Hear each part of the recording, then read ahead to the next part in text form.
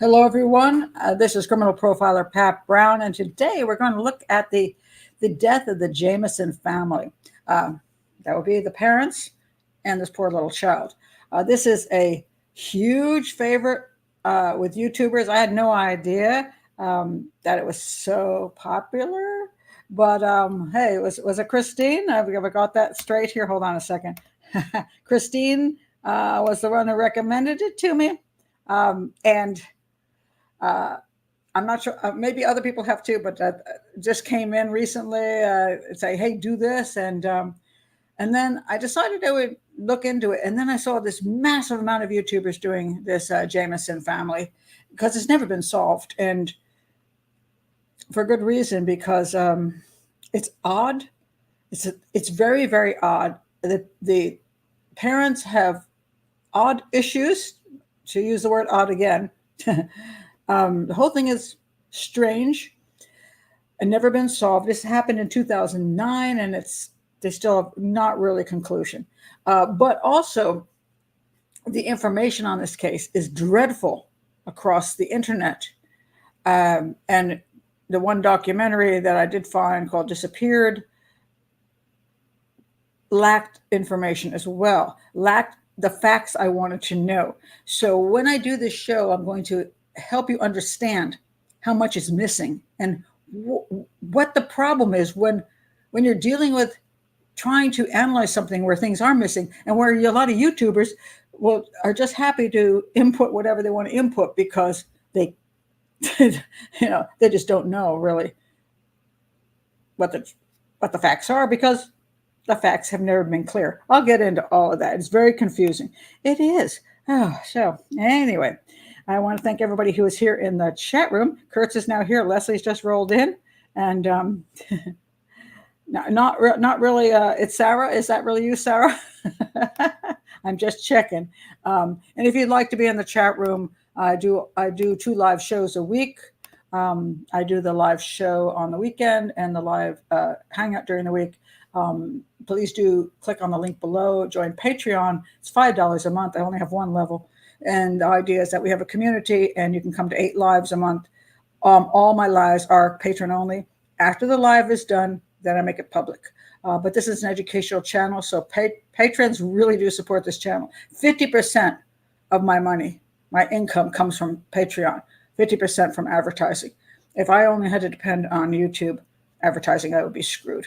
So thank you, patrons. Absolutely thank you. But if you don't want to join Patreon, that's fine. Please do subscribe to the channel. That does help. Please do like the videos, click on the bell for notifications, and check my playlists. So many of you have. I've done hundreds of videos now on different cases. Just check my playlist or go to the search engine in YouTube and put in Profiler Pat Brown and the case you're interested in.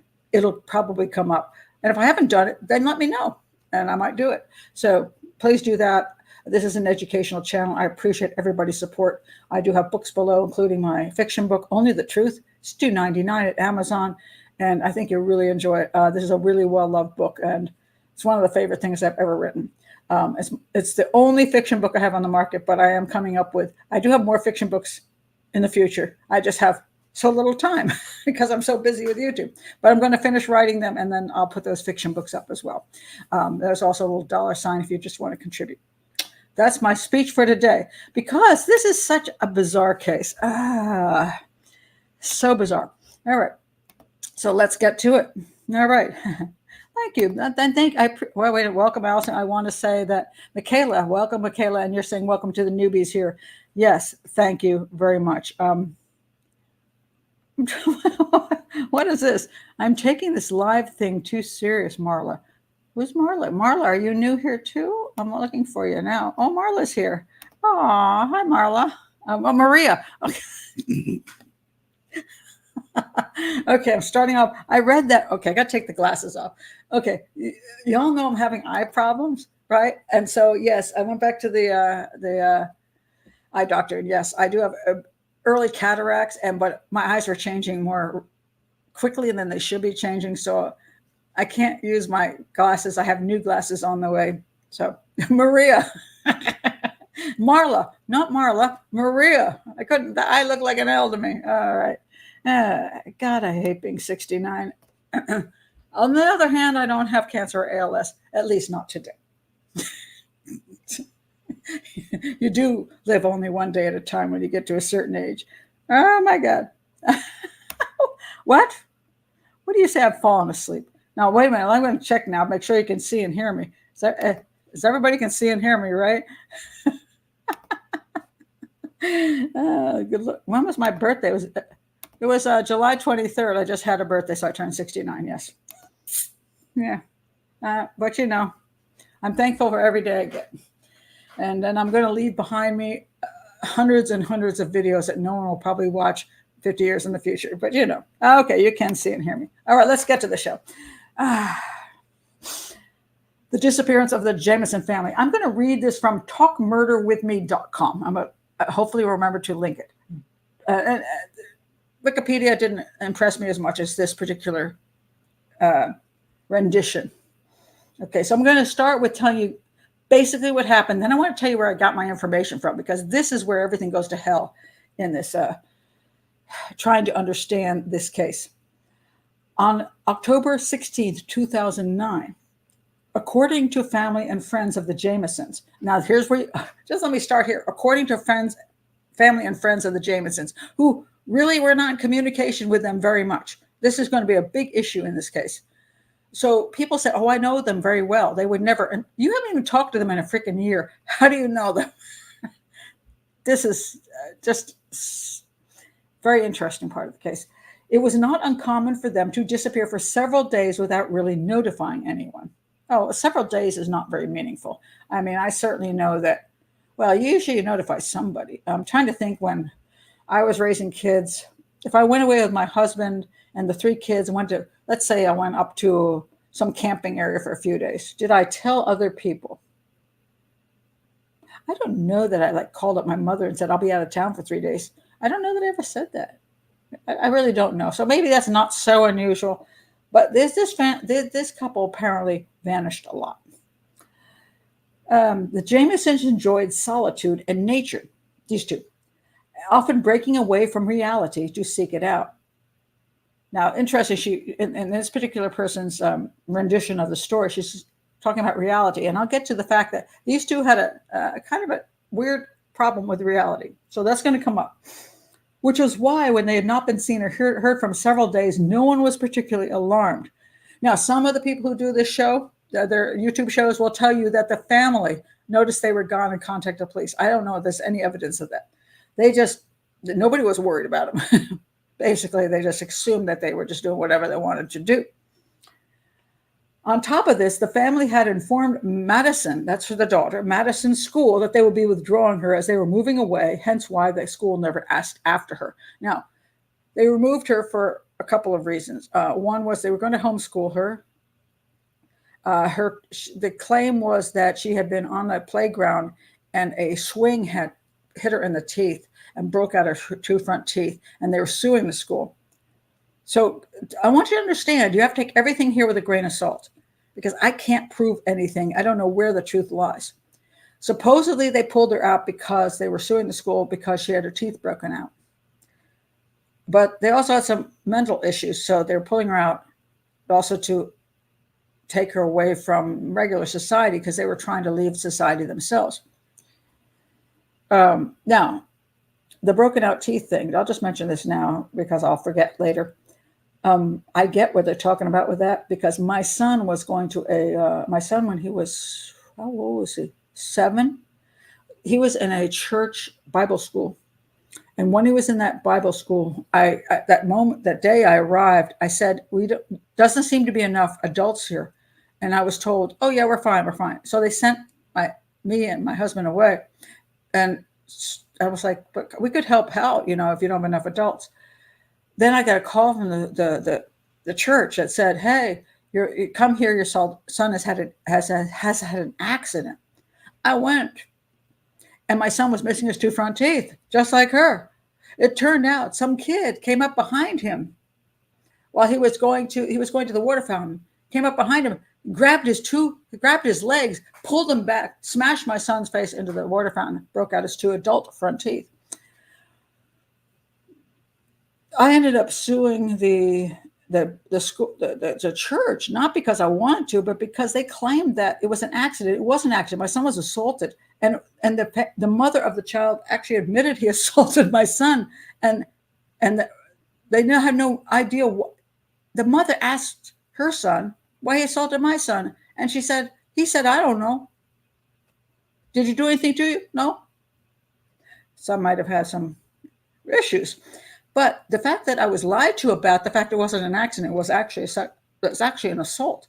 How dare you? And so I ended up suing them, and therefore the money coming in paid for fake teeth and all that kind of stuff. It was a horrifying thing. Now, do I know why they sued the school?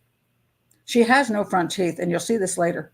So something happened. I don't know if it was just a normal accident. If a swing came into her face or another kid, some kid jumped off and it swung. That wouldn't be the school's fault. I don't know why they sued the school. I don't know if they ever got any money from the school. All this stuff is unknown. But she kind of lacked 2 adult front teeth, which you will see later. And that was one of the reasons they claimed they pulled the child from the school. But they also said they wanted to homeschool. They also wanted to move away from the community they were in and move to a more of a homesteading type of situation. Okay. So here we go.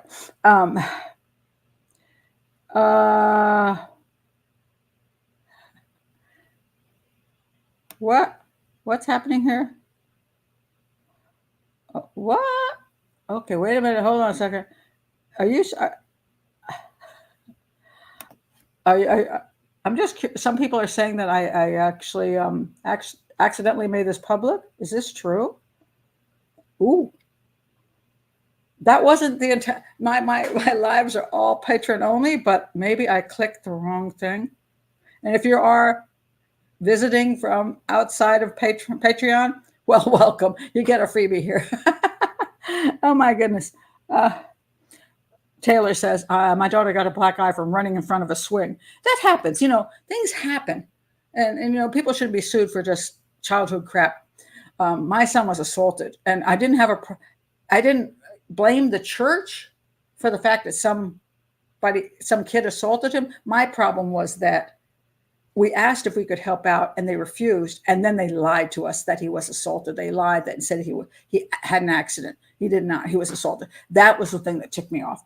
And so he got some money so we could give him fake teeth. I mean, you know what I mean? So I don't know what happened here, but I have to point this out because this plays into a lot of what the family is thinking and doing. Okay. So now they took her out of school and they were homeschooling. And I am a homeschooler of 3 kids. I homeschooled all my children all the way through. So I'm pro homeschooling. Some people think that people pull children out of school and homeschool them because they don't want the school or community or the government to know what they're doing, that they're doing something shady, that there's abuse going on in the home. Sometimes that can be true.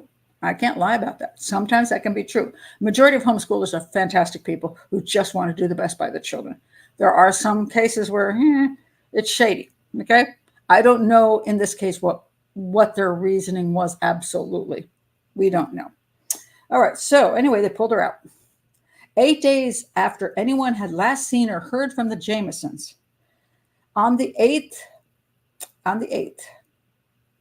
hunters reported an abandoned truck on the top of Panola Mountain and reported it to the police. Okay, let me just show you where this whole area is. It's a little confusing, but they lived in Oak. Wow, we're having a thunderstorm. So I just heard massive thunder here. Wow. Okay, then. Here is the family. Just want to show you Bobby Jamison, Sherilyn Jamison, and Madison Jamison. Okay, so they went off. They lived in, I forgot how to pronounce that name, Ofala. I'm going to do it wrong. So anyway, they lived in that town up there, and they went to look at some property. They were hoping to leave their home and move into kind of homesteading, where they would bring their container. They had a big container, one of those big, huge container things, storage containers. Some people sink them into the ground if they think that, There's going to be the end of the world type of thing. So, you sink that into the ground and you live underground. We have one of those. Anyway. Or they can put it above ground and live in it temporarily while they bring in maybe some kind of a prefab house, get everything set up. Homes, it's an area where you would have to, you really kind of have to get solar and all that kind of stuff to live there. It's very, very, very mountainous, forests, kind of where you would definitely homestead. So they were going out there to look at some property. Okay, they lived in their town, which is the little white dot. I practiced this and now I forgot it. Afola. Anyway, about an hour to this area of Red Oak, which is where the area was that they were looking at. Now, oh man, that was so much better when I looked at it before. Okay, wow, it really sucks on YouTube here. I can see this clearly on my own computer, but Red Oak is the red dot down at the bottom, and it says that the truck, the Jameson truck, is found in that location in the middle of the screen, and then their bodies are found 4 years later at the top location, which is 3 miles from the truck. Okay, just trying to get you sort of understand how this whole thing worked out. So this is kind of the area, just to let you know. It's a very, very rural, mountainous, kind of where you go if you wanted a homestead. All right. They went out to look for this place, this land. They wanted to buy this land. And they vanished. And on the 8th, hunters reported an abandoned truck on the top of Panola Mountain and reported it to the police, who determined that it belonged to the Jamesons. And the reason they could do that is because if they went inside the actual inside the truck, their phones were in there, purse was in there, their IDs were in there. So it wasn't like they couldn't figure out who these people were. So they found all that. The truck was locked, and it appeared that all of the family's possessions, all of the family's possessions it's one of these things that means nothing in this case. I don't know what was in the truck. We've never heard what was in the truck. It drives me nuts. Let me tell you where I got some of my information from, just so I can clear that up. I watched the only documentary, which has disappeared. It was on Max. It's also supposed to be on ID and Discovery Channel. My Discovery Channel, although I pay for it, did not have that episode for that. I have no idea why that episode was missing. So I had to go re-up on Max. And thank you, Clarissa. she sent me a donation to pay off half of that re-up for the month, just so I could see this show. So Disappeared was a documentary on the show. And in that documentary, it was interesting, and it was nice to listen to them, but where were the facts? That was my concern. So they found this truck. The family goes off to look at some land. They find their truck. They've been missing. They've been actually gone for 8 days. They find the truck. What was in the truck? Well, we get some information that there were some things in the truck. Let me show you in the documentary. You will see what? Okay, hold on a second. Don't tell me that's missing. No, I'm trying not to have any issues. Where did it go? Oh my God. Oh my God. Let's see if this is it. No. Oh.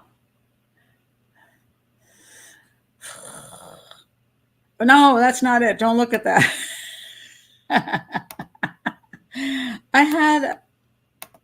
Where'd it go? Hold on a second.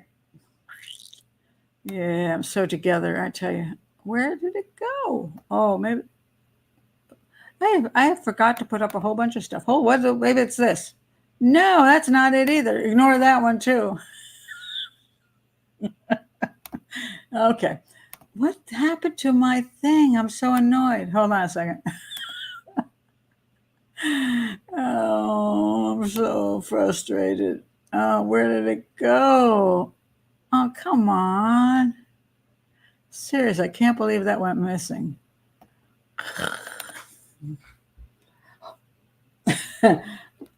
I had a very important, I wanted to show you who was in the documentary. How did it go missing? How is this possible? Oh my God.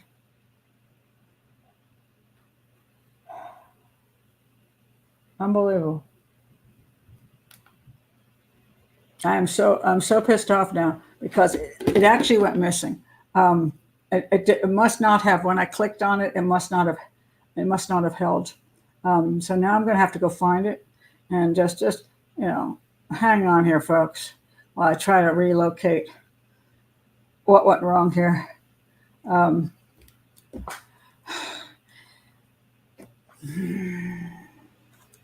That is so annoying. Hold on. No, I actually took a photo of this and it went entirely missing on me.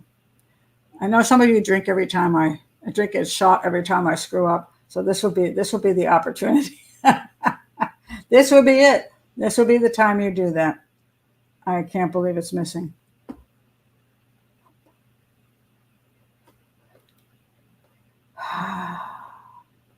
I swear to God, I worked so hard to make sure that this was in here. And some reason, okay, I'm going to put in, okay, this guy, that was one. And then I'm going to put in her. This is what I had before, and it just vanished on me. And this one, okay. Because these are really actually very important, and that's why I want to make sure you see this. Hold on a second.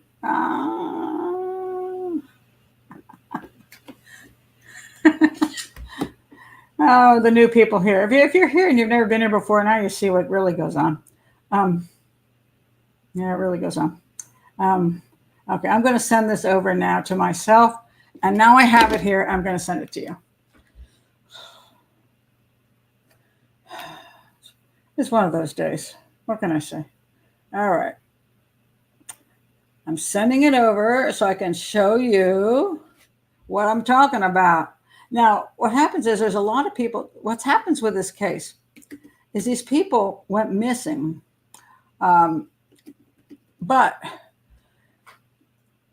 the issue is, hold on a second. I'm going to find my thing here. Oh, now I got to move everything. Hold on. I got to move my camera. Okay, because I can't see anything under the camera.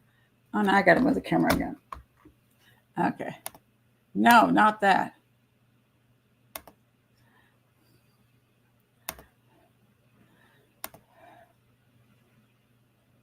See.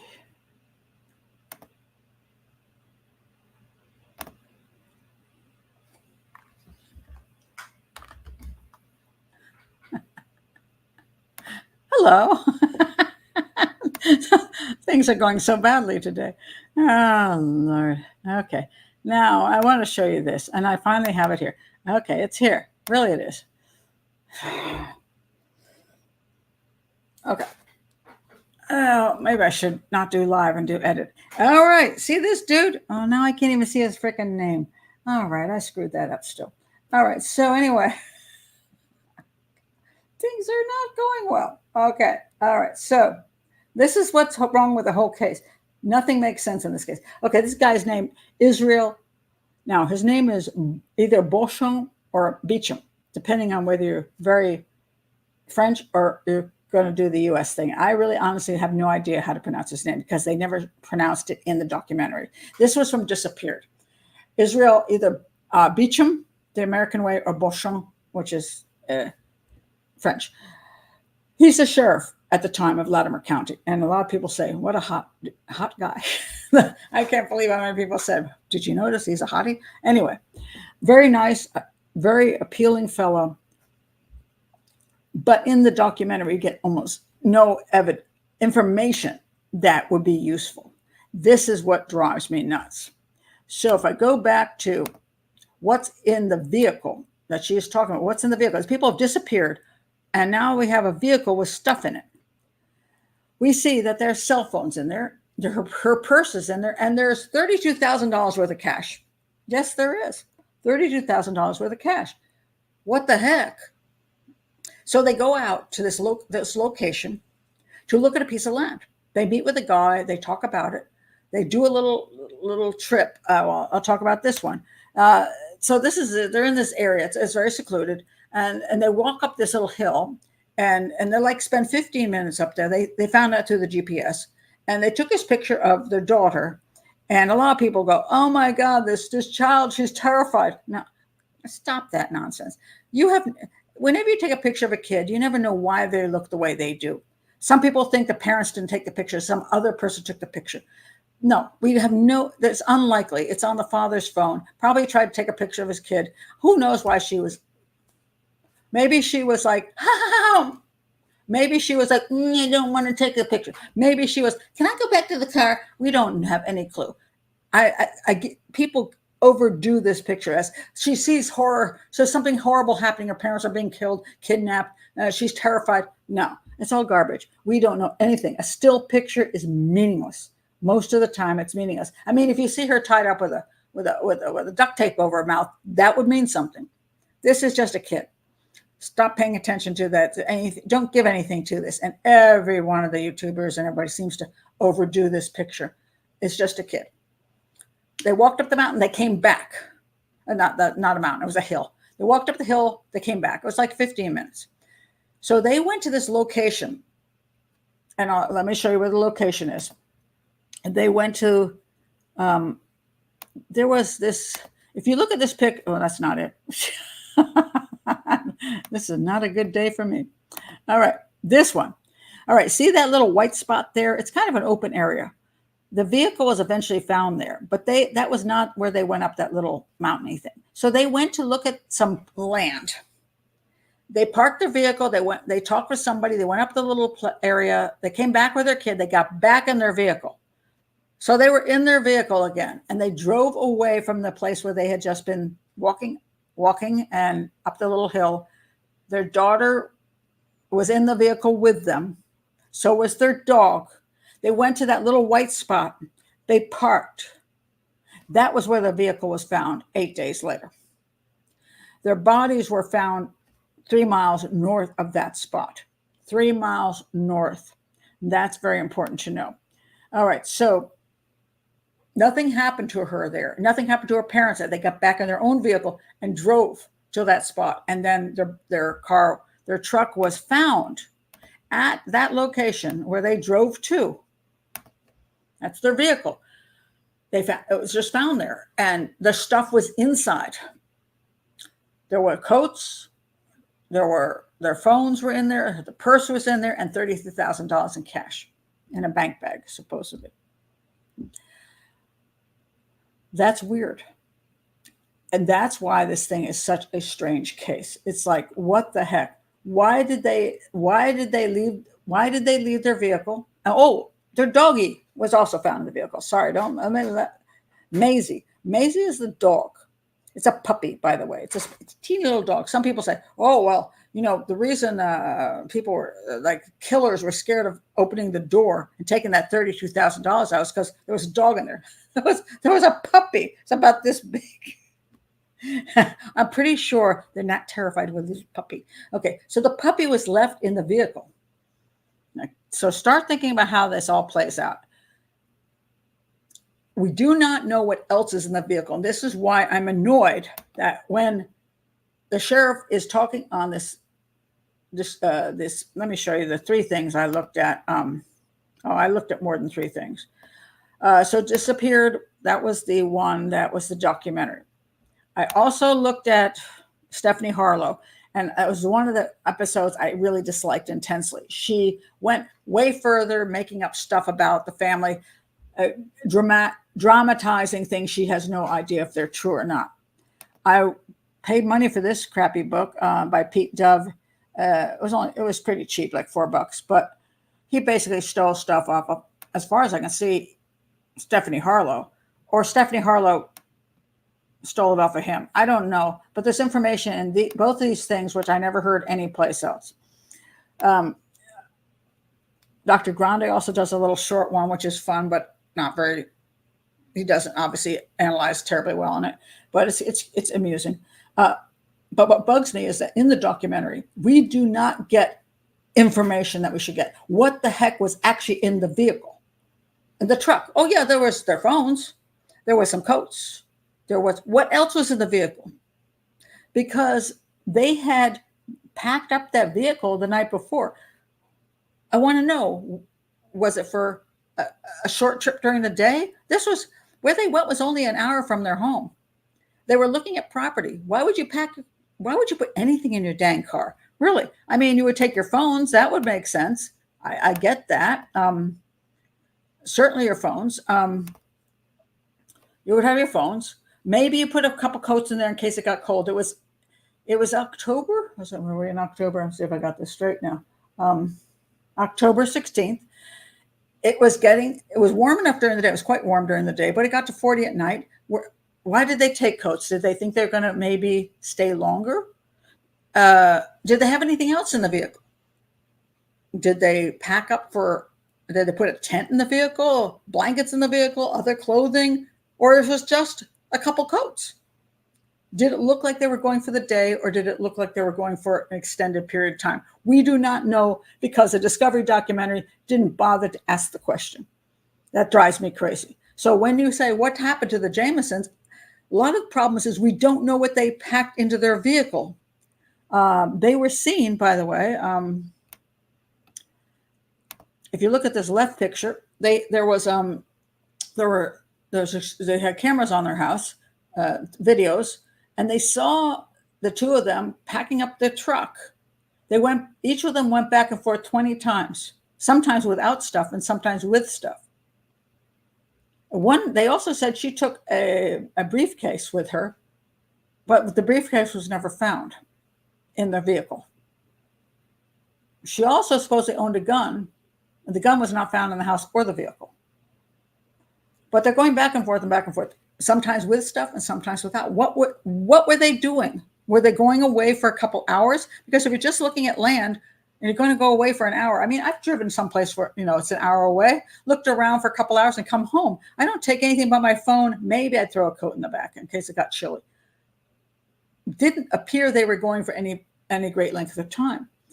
But then they have $32,000 worth of cash in their vehicle. What the heck? Why would they have $32,000 worth of cash in their vehicle? Some say it's because they were going to buy some land. Okay, they were only exploring, looking at the land. Were they going to make a deal with $32,000 in cash with some homeowner? Wouldn't you want to have legal representation when you're going to buy property? Would you actually hand $32,000 over to somebody you read about on Craigslist? Does that make any sense? No, it doesn't. So what was the $32,000 there for?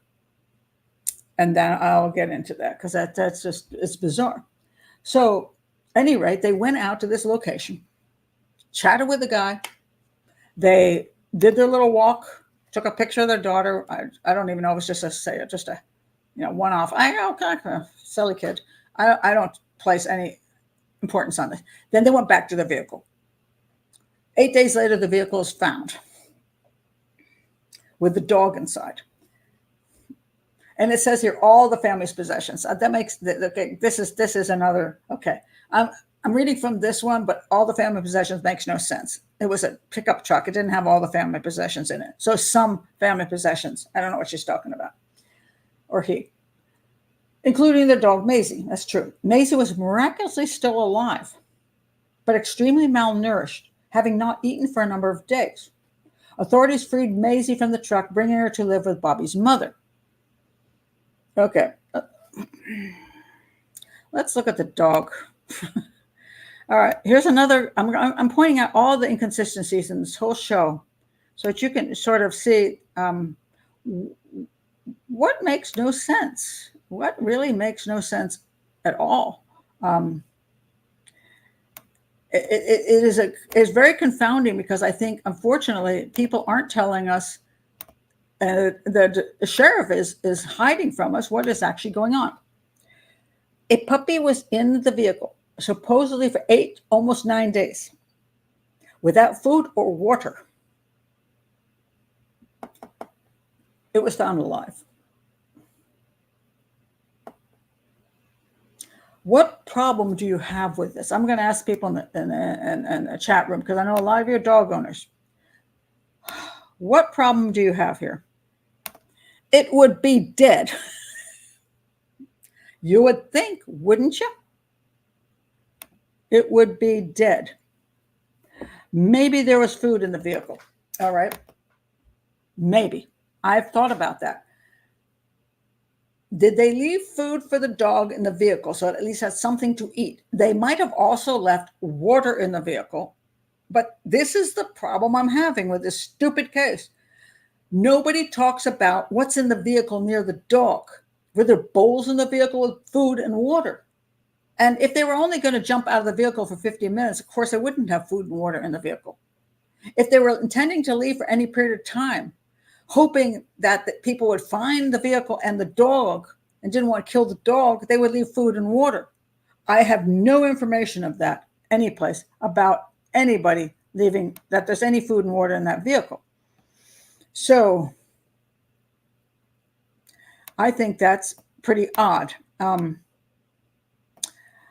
Would it be too hot? No, it was actually not too hot. The dog could survive. It wasn't going to overheat because it was October. So that's not a problem. But dogs can't survive without water. Water is usually a 3-day issue. Food, you could go 8, 9 days without food. But no water? It would be dead. That is the issue. No dog is going to survive water for 4 days. Now, mind you, I heard from, when I was watching Stephanie, she said that the dog survived because it ate its own feces.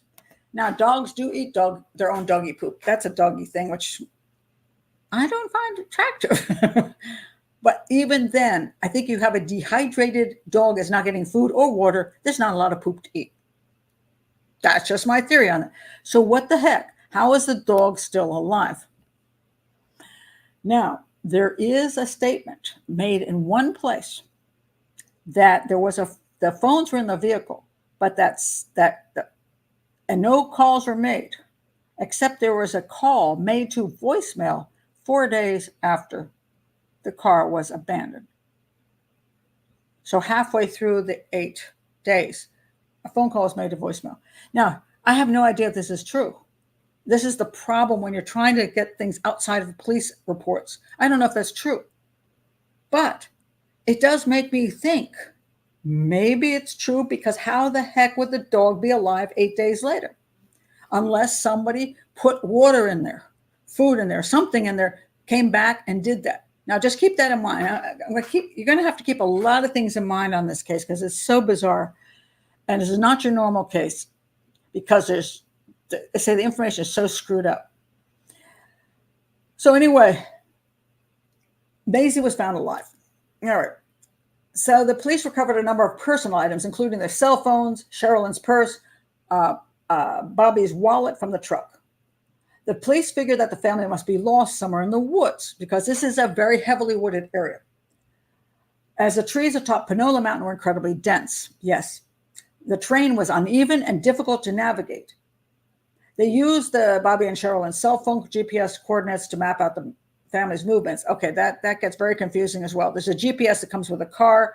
They found that one hill that they walked up and then got in the car and drove and then stopped and got out of the car again. So again, this is questionable information. I've heard it both ways, so it's all very confusing. So anyway, the police did believe the family spent 15 minutes at the top of the mountain. That's when I showed you this one picture. They got out looking at maybe some land they were going to buy, and they went up this little thing, and that's where they spent the 15 minutes, came back to the vehicle. And then they drove a little further and then they stopped. It pulled off. Now, some people think they were forced off the road. Some people think I just pulled off the road. Nobody knows.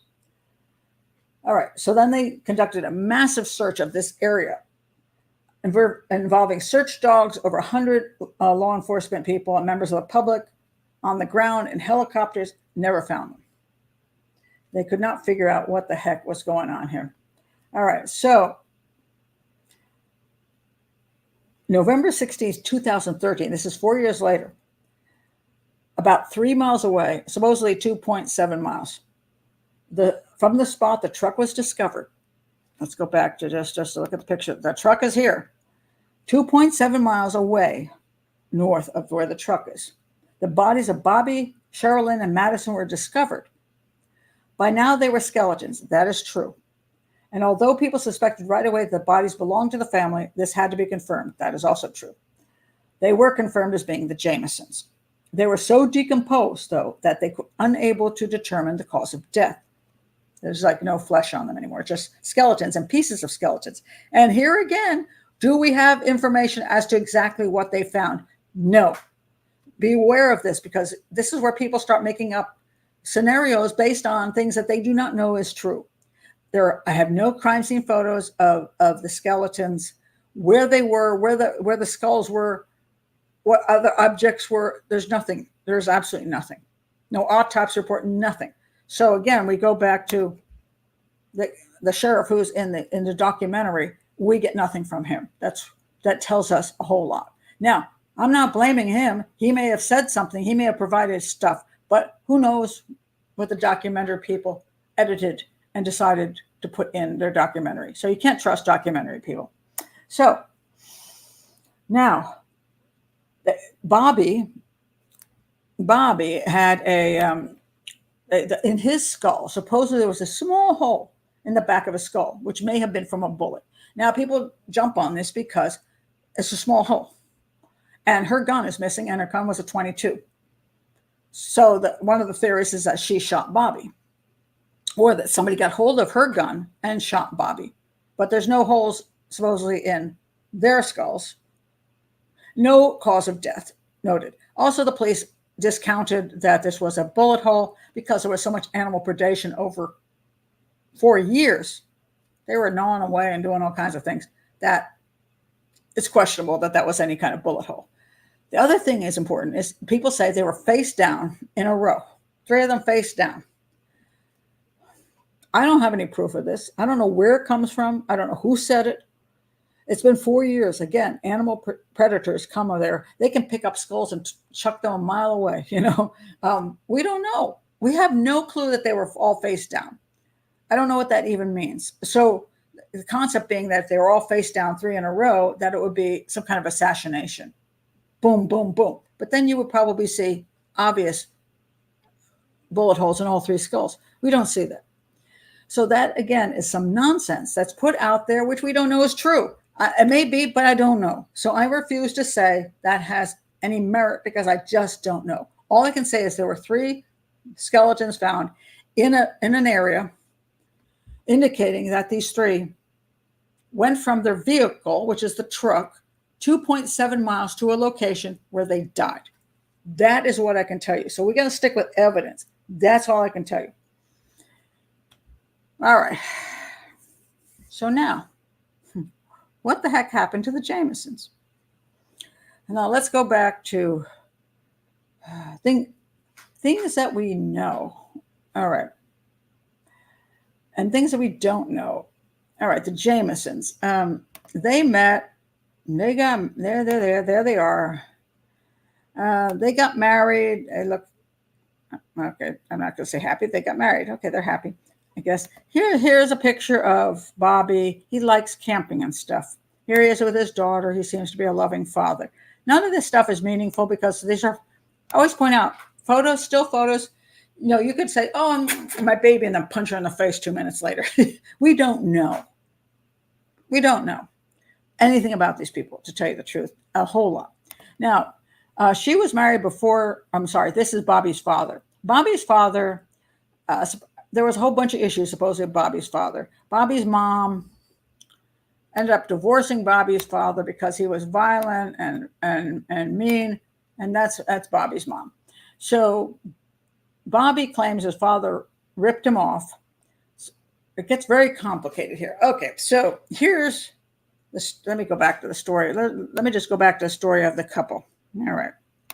Just to point out, Sherry Lynn was married before. That's her son on the left. Okay. She had 2 kids, one with the other husband and one with the new husband. Okay.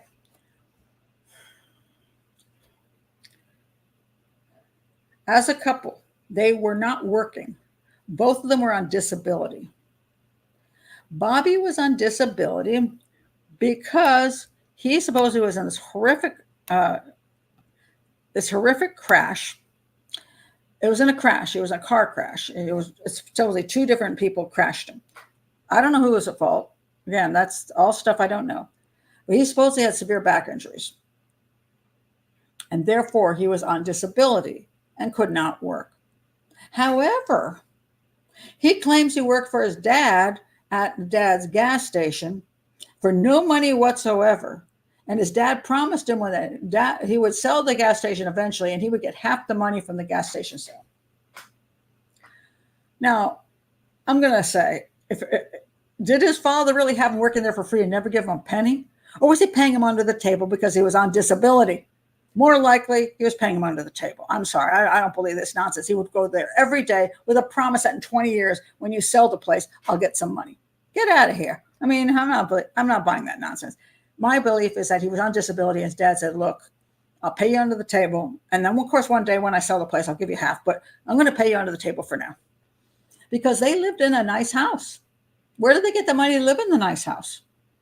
There's very little information about how they got money and how they dealt with the money. This is, again, what's completely missing from this.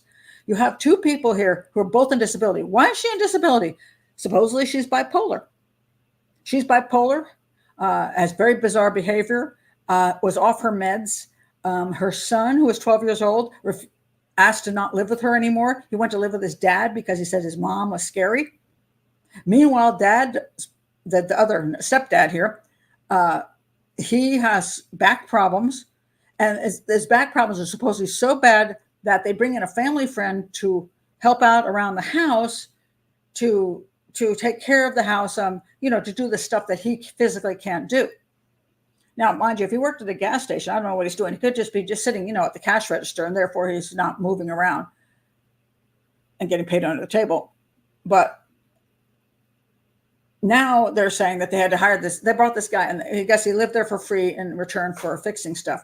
And she pulls out her gun on him one day, claiming that the guy is a white supremacist. It was a friend of the family. And that's why they had him come to the house. But suddenly they didn't know this about him. He sits down next to her and says, I'm a white supremacist. And I know you got some Native American blood in you. So I hate all Native Americans and I want to kill them all. And so she pulls out a gun and points it at him and ends up shooting at his feet and running him out of the house. Considering she's bipolar and has a whole lot of problems mentally, I don't know that I believe this garbage. So anyway, these 2 are now at home, not working. Bring the daughter home to homeschool. And they decide they're going to go buy land in the middle of nowhere and homestead, which makes me wonder, because how the hell is this guy going to do that? Because he's got back problems. It's an hour from the town. He's far away from medical care. He's got severe back problems, and he can't do much physical labor. So how do you homestead under those conditions? I really don't, quite frankly, understand the whole concept here. And I don't know if the concept was true. So we have a lot of stuff in the family situation, which is bizarre. Now let me go back to the picture that went missing on me. Her friend, I'm her best friend. I haven't talked to her in a year. If you don't talk to your friend in a year, you don't know a damn thing about her. She keeps claiming she knows stuff about her. She doesn't know much about her because she's never around her. Mom, that's Bobby's mom, seems to have all kinds of issues as well. So I can't believe anybody here as to how this couple was functioning. But there are stories about this couple. Now, let me tell you what the stories are, because it gets weirder and weirder. This is their they have this container, which is, the thing you can either put into the ground in case the aliens come or the end of the world comes, or you can theoretically live in it. There was a claim that they were going to go out in this land and live in this trailer, but there's actually no proof that that's true. Again, it's a piece of information I don't know. There's their house and there's the big trailer thing. Well, apparently she went nuts one day and started, well, she thought people were poisoning her cats, Cheryl Lynn. So she started putting all these bizarre statements all over that, she's a witch. She told people she was a witch and she was trying to scare them all off and they were poisoning her cats. That is a person in my mind who's not too mentally okay. Now we have another issue. Her husband, Bobby, tells a pastor that he knows that there are spirit things running around on the roof, and he needs to have special bullets to shoot them. That's concerning. And both of them believe that there are spirit angels or devils that are coming into the house, 4 of them, and talking with their daughter inside the house. There's a lot of mental issues here. A lot of mental issues. And then this thing that this video, this is a lot of people talk about this video. When they go back and forth to the truck, they walk back and forth 20 times and they don't look at each other and they seem to act strange. I don't know if there's any validity in that. Maybe if you're just tired and you're just getting stuff done, you're just doing it, and you're just not paying attention to each other. I don't know that I buy this. But you got Cheryl Lynn, who's off her meds. She doesn't take her meds properly. We hear nothing about her psychiatric care. She has had psychiatric care, but we don't hear about it, except for the fact that she claims she's a witch. He wanted to get this. He got the Satanic Bible to try to scare off demons or something. That makes no sense. And I think there's all kinds of spirits around their house that they want to shoot with special bullets. These people have an issue. Now, somebody pointed out in one of the comments on somebody else's channel that maybe it's a folie à deux. Now, there's 2 different versions of folie à deux, in my opinion. There's the modern version, which is basically that one person has an issue that they want to take care of, like they want to kill their parents. And because somebody falls in love with them, they're willing to go along with it. And they buy into their story and buy into their fantasy of their parents are being abusive, and therefore they're going to help kill their parents. That's a modern day, what I call folie à deux. But back in the old days, folie à deux meant a person had a mental issue. So they were psychotic, and the other person bought into the psychotic, that's their psychotic fantasies. So in other words, she is psychotic and he bought into the psychotic fantasies. But he did talk to the pastor and say he wanted bullets to kill off the spirits on the roof. So I'm telling you, something's wrong with these people. So you have 2 people who have mental issues. Now, one of them was always bipolar. The other one has back issues. The family claims, and this is why I tell you, be careful what you believe about the family saying. The police wonder, because of the $32,000 in their vehicle, were they involved in the meth trade, because meth is huge in that area. He claimed his own father was a meth dealer and was involved in all kinds of illegal stuff. He claimed that. It wasn't proven, but he claimed that. Meanwhile, they've got $32,000 that they're going off into the mountains with. To supposedly do what with? And where did the $32,000 come from? Here's a question that is not answered anywhere in the documentary or any place else. $32,000. Now, the picture is wrapped up like a bank, like bank stuff. If they got it from their own bank, you would have a record of that. If his father supposedly sold the gas station for $64,000, gave him half, $32,000, there would be a record of that. Why do we not hear about the record? We do not hear anything about where that money actually came from. I do not know. Did it? He supposedly had a fear of banks, and he told his mother to hide money for him and stuff. I don't know if that's true. Because there's no good facts in this case. Nobody is presenting the information. The money had to come from someplace. If it came legally from a court situation where he was awarded $32,000, there should be a record of that. I did not hear about any record of that. Where's the $32,000 coming from? Why does he have it in cash in a bag? Why is he taking it into the freaking mountains? Now, here's another question. A dude has severe back problems. Why do we not hear about what his medication is? Now, my son also has severe back problems. He got injured doing roofing, and believe me, oh my God, does he have some severe pain? He had such severe pain one day that his brother had to actually drive his truck. His brother had to drive his truck onto his own lawn, back it up to the front door because my other son could barely get to the front door. He had to be helped to the front door to get in there and go to the emergency room. He's had one back surgery and it didn't work. He's had to deal with this. Now he is not on meds.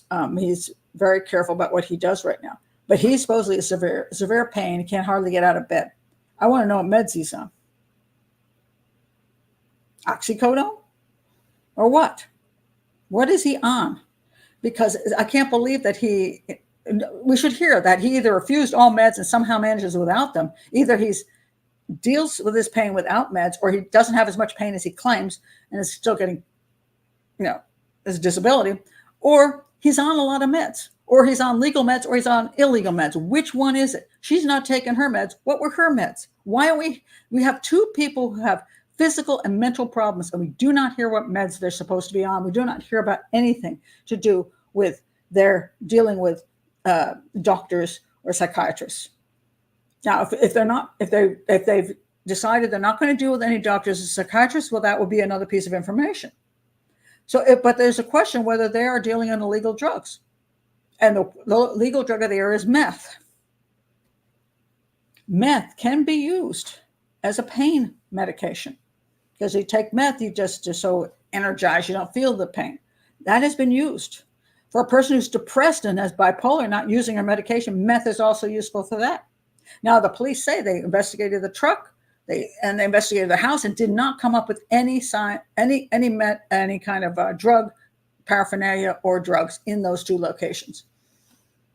The family says, "Oh, they're not involved in any kind of drug stuff." But is that true? I don't trust the family. They lie. Families lie, and you got these people who are both of them are psychologically disturbed. One of them is physically disabled. And they're going up into the mountains with $32,000 of cash. You got to wonder what the heck's wrong with these people and what are they doing? So these are all questions I cannot answer because I don't have the information. What I will say is what we do have evidence is they have mental problems and he has physical problems. We know this for sure. They chose to go for 1 hour away into the mountains and they vanished out of their truck. Now, did they go to make a drug deal?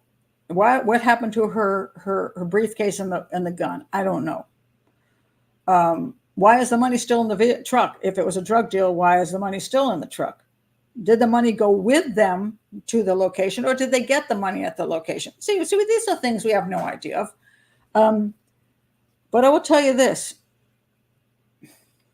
I don't know what they were actually doing up there. I don't know if they were just were they just up there to look at stuff, and were they paranoid about leaving money in the house, and they didn't know how to have a safe, so they took it with them because they're just weird. They're super paranoid. They've got a lot of, say, mental issues. Did they go up there planning, we're going to go live in the mountains and we better take this with us just in case anybody came into our house while we were gone? It's very hard to determine whether they think the devil spirits or whatever are going to come in and steal their stuff. I don't know. They get up to the mountain. They're there. They look at the stuff. They drive a little further, and then the car is left, locked with the dog in it. Now,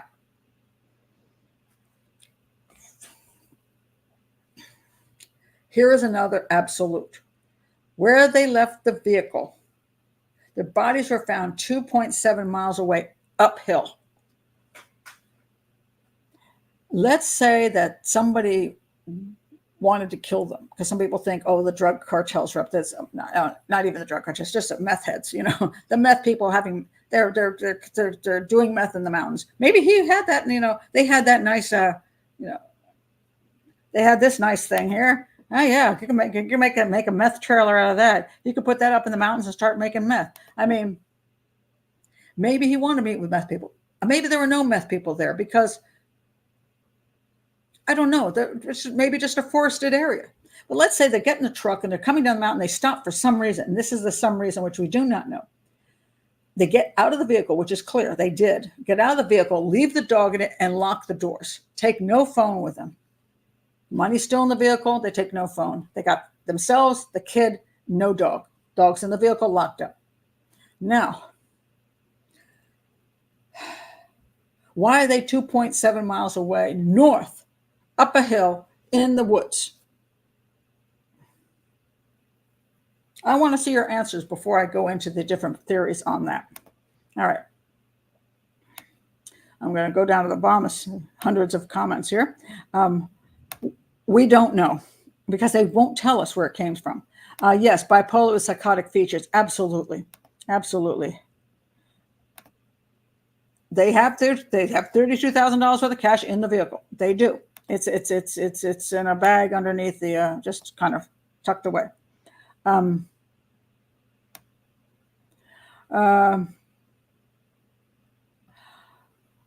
Okay, now let's look at this point. It's not safe to wander around the middle of nowhere. People are protected for their property. They're not protective in the sense that you're a couple with their kids looking for property to buy. The local people aren't going to be necessarily that upset unless they're literally making meth up there. I doubt they're going to ask anybody to do that. No, they're too paranoid. Okay. They were high and mentally unstable, therefore out of touch with reality, ended up disoriented and died. Okay, Alexandra, I think you pointed out one of the theories. Okay. One of the theories is that, whoa, you hear the thunder behind me? Wow, big thunder. That they were both mentally unstable and went off to look at something, got lost, and then died of exposure. Because it did get down to 40 degrees that night. Did they just eventually die of exposure because they didn't know where the heck they were? Possible. Second thing, were they using meth? Now, there was an empty bottle, empty pill thing in there, but it belonged to their boarder, not them. I don't know, like, why do they have their boarders? But their car was kind of trashy, so maybe he was in there and dropped a pill bottle, but it was empty. Did they bring something with them? In spite of the fact they didn't find meth in the vehicle or at the home, could they have done meth? Because the only way I can see that guy walking 2.7 miles uphill with a back injury is he got some drugs on board of some sort that keep the pain away so he can do that. And of course, why they even would go 2.7 miles uphill for no reason is another question. When they didn't take the GPS or their phones or anything, why would they do that? So I'm going to look at some more of your comments. Drug deal gone bad, maybe. But okay, so now let's look at this. Okay, so drug deal's gone bad. Although I don't know why, because I got $32,000 to pay for something. But anyway, let's say it was a drug deal gone bad.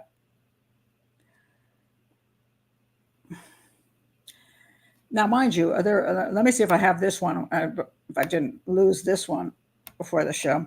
Okay, this one. Okay, there's this woman named Heather Holland. She runs a group called Track Missing. It seems like a cool group. She's a person who wanted to help people whose loved ones are missing. So I think it's a pro bono group. I think that's fantastic. She said this: they took advantage of these people. Somebody knew where they were going to be there that day. She thinks it's premeditated. All right, was it premeditated? Well, premeditated by whom? Like. They thought maybe his father wanted to kill him, but his father was very ill at the time, was near death. So no, his father wasn't involved. Why would his father want to kill him anyway? I mean, they were having issues and didn't like each other, but the father left all the money to her. So that makes no sense. Why would he kill his son? For what reason? Who would have to hire some hitman? That makes no sense. But let's say a drug deal went wrong. A hitman came here. Whatever. Somebody is there now pointing a gun at them and says, get out of the truck. Don't bring the stupid little dog. But again, nobody's scared of the little dog. It's a puppy. So it's not an issue. But leave the stupid dog. So anyway, gets out, locks the car, locks the truck. the abductor, the killer to be, the assassins or whatever, have a gun or her gun. Maybe for some reason let's say her, for whatever reasons, her gun ended up in the hands of this person. They've got a gun. They have the keys to the vehicle because they got him, and he locked the vehicle. They take the keys. They got the keys and the gun. Now, what do you see wrong with this picture as far as what eventually happened? What's wrong with this picture? This is where profiling comes in. Yeah, thank you. Whatever the evidence is pitiful in this case, but whatever we got. You point out if the truck was locked and somebody had been attending the dog, killers would have to have the keys and know where the truck was. If somebody abducted them, forced them to go 2.7 miles up into the woods, they would have to have the gun and the keys, a gun and a key. I mean, they have to. So what's wrong with this picture?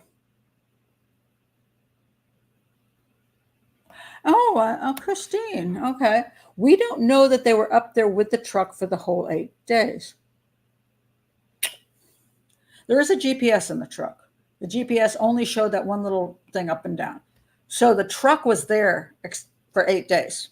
The truck never moved. That we know. We don't know that they couldn't have gone someplace and returned to the truck. Or one of them could have returned to the truck. We just don't know any of that stuff. No. They sent out cadaver dogs, sent dogs. They sent out tons of people, helicopters.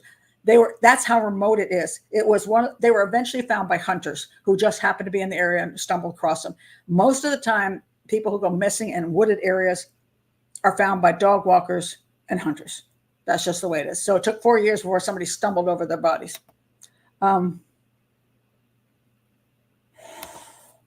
Family met up with someone, said, follow me, I'll show you XYZ. It's right around this way, and lead them off the trail. Okay. They went with somebody they trusted. I don't know who this person is, but okay, they went with somebody they trusted. Now, what is the problem with this theory? Tell me. It's a reasonable theory, but tell me what's wrong with it, because I'm trying to get rid of the theories that don't make sense with what we know. Somebody could do that. Somebody could. They don't have to have the gun at this point. Lock up your vehicle, leave your doggy, because we're going to be right back. That's perfectly reasonable. I think you're right about that, Nicole. Okay, follow me. I'm going to show you something. What's the problem, though, with this? Somebody tell me.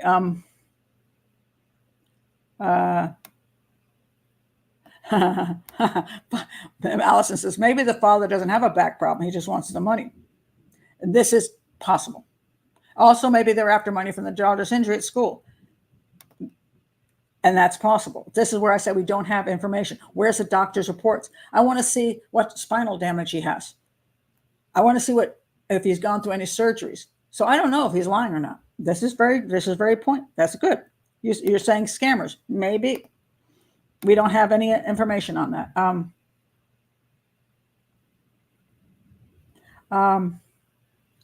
Well, that's another issue. Maybe they thought they were doing an exorcism. This is Maria, who I called Marla accidentally because I read that wrong. Or doing exorcism or ritual, and they wanted to do it in a particular place. This is one of the theories that because they were mentally unstable, that they went up into the mountains to get away from the demons or whatever, and whatever. That's possible. Well, I'm going back to somebody led them away, said, hey, look. So what's the problem with that?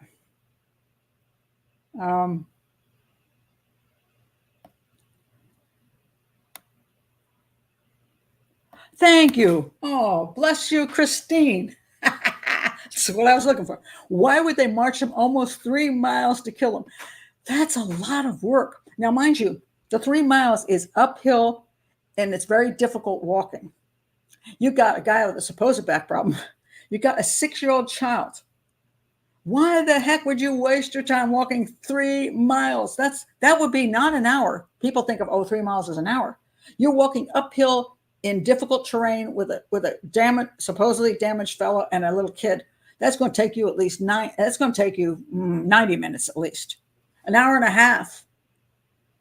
Why would you? That's a lot of work. Why would you keep going and keep going? You want to kill them off?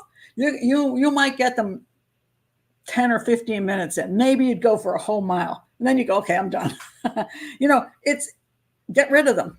It's a long way. I can't imagine somebody trying to force them to go that distance. That's a lot. Now, it's funny on Dr. Grande made a mistake. He got nailed for it.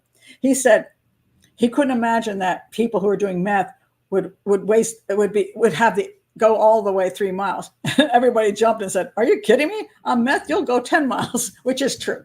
The more meth you do, that gives you energy. So he was wrong about that. They didn't understand his medication. I don't understand that. If you do, like oxycodone, you may only want to lie down under a tree. But if you do meth, you could probably walk 100 miles and not be bothered. So no, that was silly. He got nailed for it.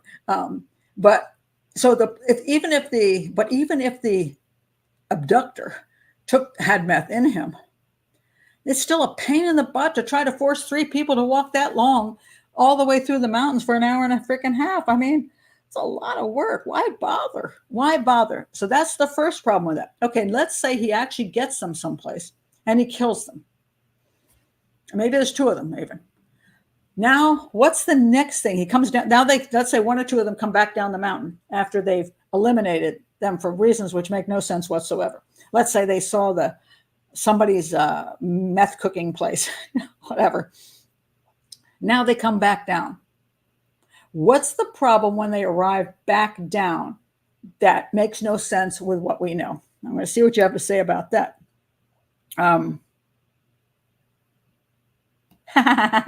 Yes, I'm trying to make you do profiling here because this case is so crazy. Again, I don't just tell stories. So those are out there. You can watch all the storytelling out there. I want you to think through this one.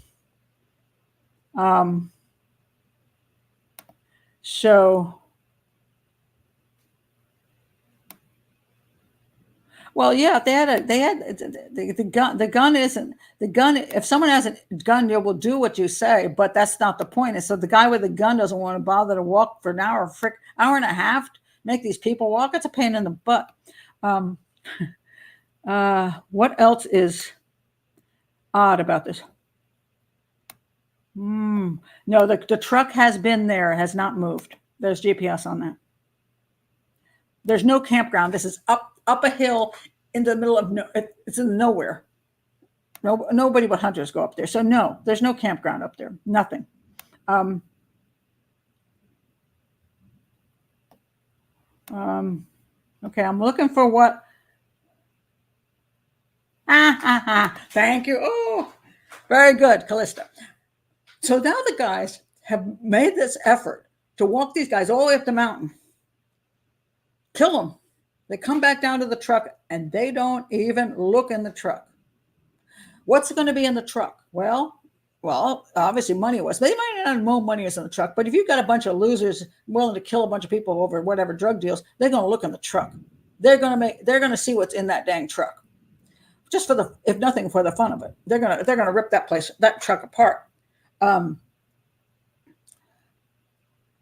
other thing is there's phones in that truck. What does that mean? If there are phones in the truck, what do the phones possibly do? It identifies where the truck is. These are now missing people. You encountered these people at that location.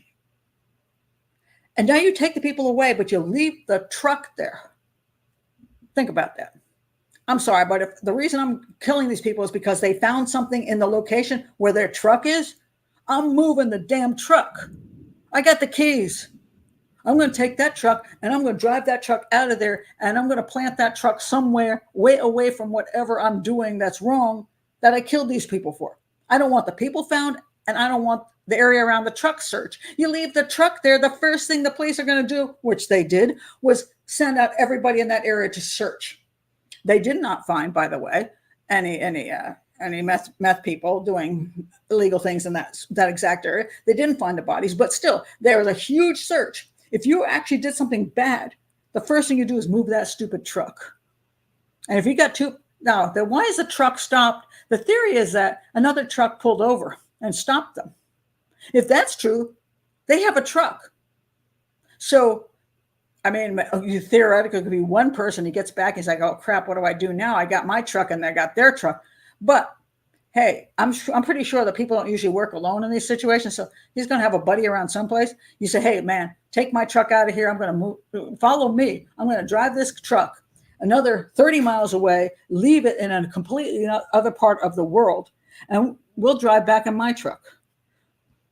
There's no way that truck is going to be untouched and left there, unsearched and left there to have the police investigation hone in right there. That's ludicrous. That's where I have a problem with the third party situation, because no third party is going to do that. So if no third party is involved, which I don't think they are because this makes no sense, then we only have these two. Now, in the car, they also found a 17-page letter where she wrote how much she hated her husband.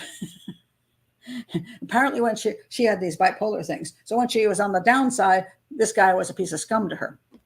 She hated him. Of course, they're supposedly out looking for land, and they're still together. And the family says, "Oh, no, they love each other. She's just messed up, So she has these things where she just writes stuff. But it was in the vehicle, so the police are like, dang, she really hates this guy. I mean, she said horrible things about him and that she wanted a divorce. So now the question comes down to is when they stopped the vehicle, because I don't believe a third party was involved because it makes no sense. Did they leave the vehicle with one of them intending to harm the others? Or did they leave the vehicle as a couple deciding they're just going to do a family suicide because they were just messed up?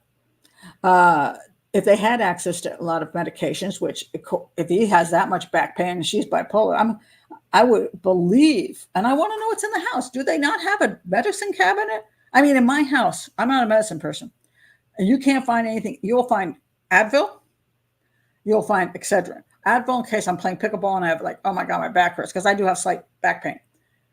Excedrin in case for some reason I have a headache. And the only other thing you'll find in my house is NyQuil. And that's under the circumstances where I get some kind of cold or something, especially like during COVID, and you can, drink a little NyQuil and you can actually sleep. Those are the only three things in my house. I have no prescription drugs, except for Zethromax, which I got in India, which I put in my safe just in case one has bronchitis or something really serious. But those, I don't have much. I don't have any opioids or anything in my house, anything serious. But people like this, they got to have a whole medicine cabinet full of crap. So they have stuff that they can take with them to commit suicide. That if they decide they're just done with everything, the spirits are out to get them, and nothing is working, and they've given up, they could easily bring with them medications that they could share and take care of the whole family. That's very possible.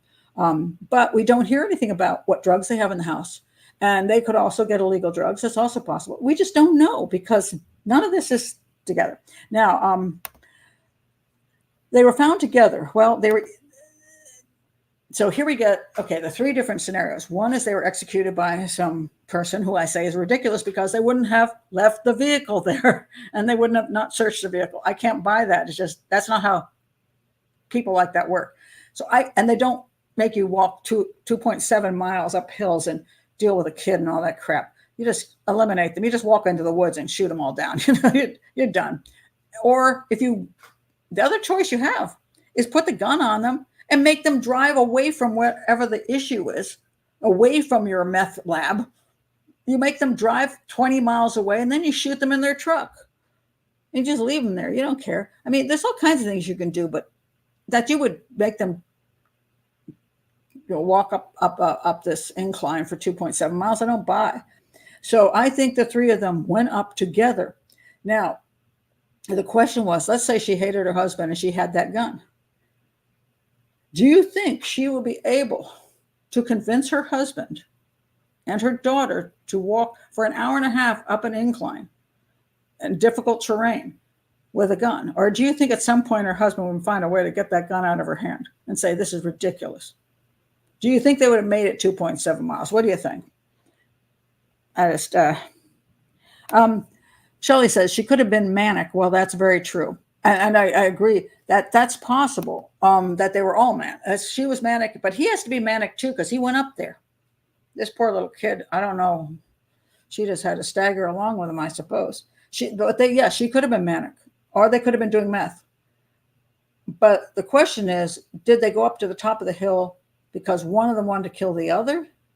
Or did they go to the top of the hill because they decided they were like all wanted to, go together because the spirits were torturing them? I mean, this is where it gets confusing because it's a long way to go. People would say, well, if they want to take their lives, why don't they just do it at the house? That's a good question. Why don't they just drive their vehicle and just die in their vehicle? Why would they go all the way up this freaking mountain? Or did they go up? The problem is there's no good reason to walk 2.7 miles up difficult terrain. That's where the problem comes in with this case. Even if you wanted to say, what kind of area do we have? Why would they go that far? I mean, what's the point? It was not, I see no evidence that was part of the parcel they were trying to get, that they had to get to the top of something so they could see something. It seemed to make no sense. That where they ended up seemed to make no sense. So unless the sheriff is not telling us a whole bunch of stuff, which may be true, which is why I say this whole documentary was not very useful, because I'm like, what actually was in the vehicle? Did they pack up for 3 hours or did they pack up for 3 days? Did they put a tent in there? Maybe they were camping up in the freaking mountains. They left their vehicle and they went camping. Maybe the dog was never left in the vehicle for all those days. Now, the hunters that saw the vehicle and called it in 8 days later, one of the guys came back and said, no, it wasn't just left now. I saw it earlier. He said he saw that earlier. But they could have left the vehicle and taken a bunch of stuff with them and the dog and gone camping somewhere up there for a few days just because they liked being out in the wild. And they may have been camping. Maybe that's why the dog wasn't dead. Maybe they all went camping and then they came back to the vehicle after 4 days. Put the stuff back in the vehicle, put the dog in there. But then you wonder why they're back up on this spot. I can't really come up with a good reason why they all ended up where they ended up, especially without a GPS. And very good. I can't figure out this other thing too. I've never been able to find out how they got there. I would like to see a map. Was there any kind of trail that got them there? Or did they just walk straight up through the brush? Do you know nothing has been said about that? How can you find bodies in the middle of nowhere and have no clue how they got there? And you should be able to say, they just walked straight north, straight through the brush. There was no trail. That would be interesting information. Or they walked through a hunting trail for 2.7 miles and then killed themselves at that point. I can't not get that information. And it annoys me because there's a huge difference between the two of them. Walking on a trail is different than walking through the brush. Which one is it? I do not know. But that could make a difference. Also to where the body was found. Let's make up a theory.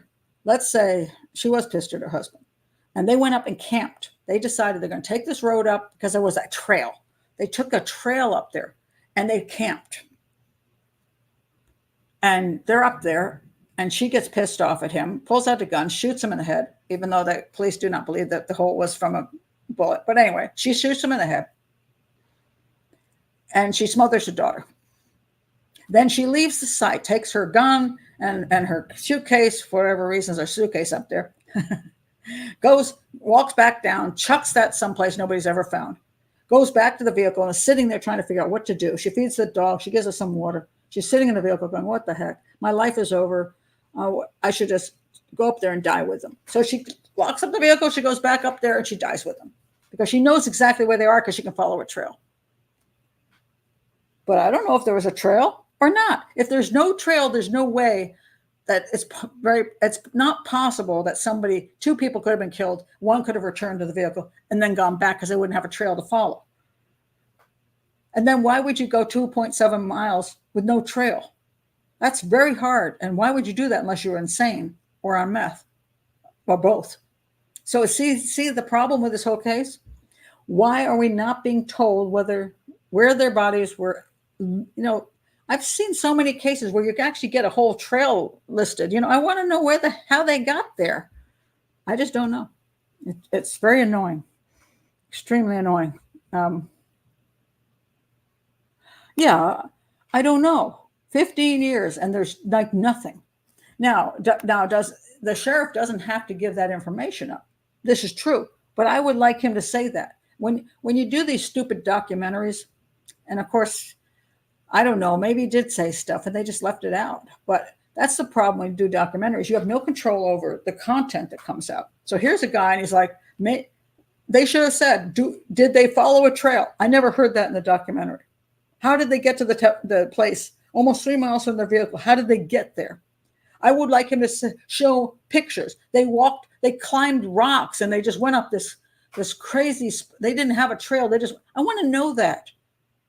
Or no, there was a trail. It was difficult, but there was a trail. We're not told that. We're not told what medications they had in their house, what medications they were supposed to be on. We don't know whether he had any surgeries. We don't know where the money came from. There's nothing. There's all this non-information out there, and then if you're going to actually determine what happened, you end up with a problem because you're missing tons of facts. Now, if I were working with that police department, I would know that stuff. I would hope they did the proper investigation, which it seems they did. So I would go in there and say, oh, that's what you found in the house. That's what you didn't find in the house. This is what you found from court records. This is what you didn't find from court records. I don't want to believe the mother who says whatever she says, or the friend who hasn't even seen her in a year. She's in the documentary going, oh yeah, we're best friends. I haven't talked to her in a year. I mean, get out of here. I don't trust either one of you. And his father's dead, so he's not around to be useful. There's information is just pitiful.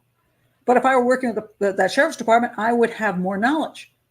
So in order to analyze this case, the only thing I can say is I do not see a third party involvement because I can't understand why they would take them 2.7 miles for no good reason and leave the truck there when the truck would actually bring the police into the area that they somehow have some issue with these two people being in.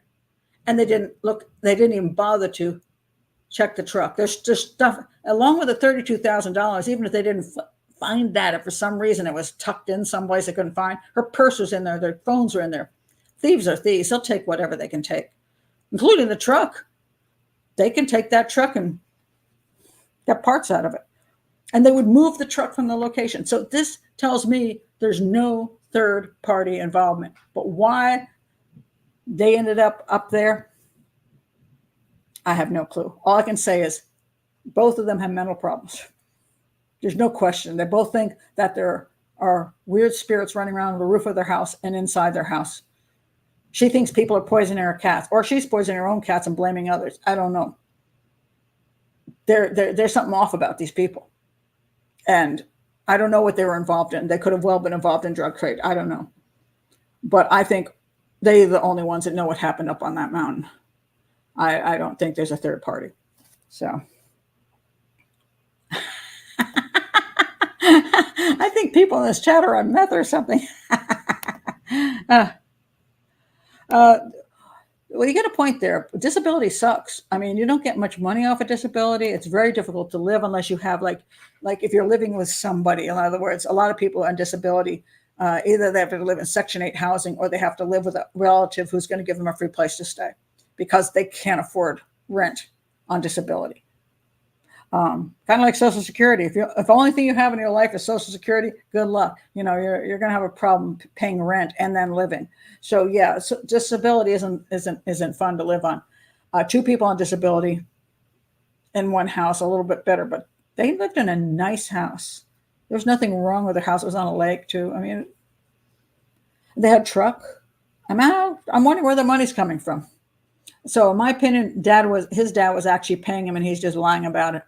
He was getting paid under the table, or they were doing some other little side deals in drugs. And I don't know, because the information on this case is dismal. Let's see what else you got. What's what the point you were trying to make here? Wait a minute. I just saw that come by. They were trying to escape something. Well, since they thought there were like spirits in the house attacking them, or threatening them. They had really weird ideas about that, and that is factual, because there's enough people that said they had those issues. So there's something going on, and that's why the old-fashioned folie à deux makes sort of sense, that she was the one who was bipolar and was seeing people poisoning her cats, and spirits talking to her daughter, and then he started in on the spirits on the roof that he wants to shoot with his gun. But then again, I wonder if he's now going along with her. Is he doing some kind of drugs that's inspiring that, causing psychotic type of thinking? Let's see what else you have to say.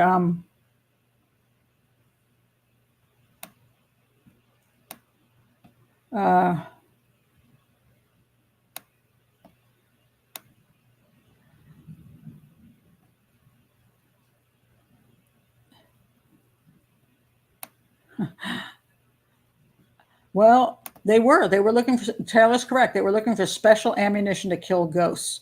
That's true. He said that to his pastor. Now, I will step back and say this. Is it possible he was joking? And here's again where we do not have enough information. I've made jokes and people think I mean it. I'm like, oh, come on now, that was a joke. You just, did you not catch that? So could he just have been talking to the pastor? Hey, you got some special bullets to kill the spirits on the roof because my wife's really worried about them. Maybe he wasn't crazy. Maybe it's just her. Maybe he wasn't. But that's the problem. We don't have enough information. We got one statement from a pastor, and that is not very useful. So, but why lock the puppy in the truck if they're just going for a bathroom break? Well, maybe no. I don't have a problem with the puppy being locked in the vehicle. This is why. It was not a hot day.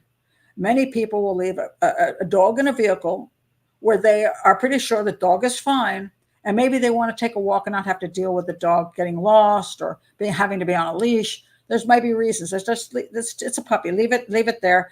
We'll go for an hour. We'll come back. That's not harmful. I know that I have four dogs next door at my daughter's house, and we certainly have on a pleasant day pulled into, like we're going to the beach. We pull into a restaurant.